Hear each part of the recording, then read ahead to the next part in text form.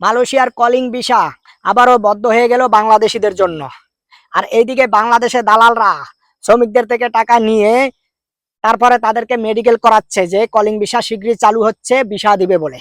আর অথচ প্রবাসী কল্যাণ প্রতিমন্ত্রী নুরুল হক নুরু ভাই উনি কিন্তু স্পষ্ট জানিয়েছে যে যে কারণে কি কারণে মালয়েশিয়ার কলিং ভিসা আপাতত বন্ধ থাকবে।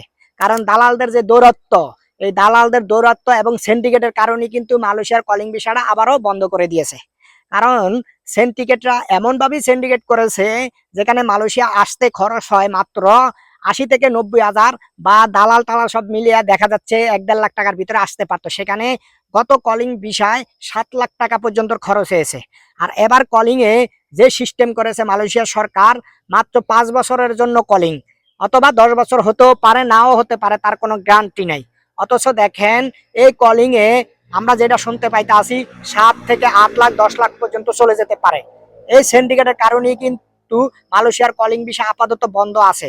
তা আমরা যারা নাকি মালয়েশিয়া আসার জন্য নতুন ভাবে ইচ্ছুক, আমরা ধৈর্য ধরি, যদি খোলে তাহলে আসতে পারবেন, অযথা দালালদেরকে টাকা দিয়ে প্রতারিত হবেন না।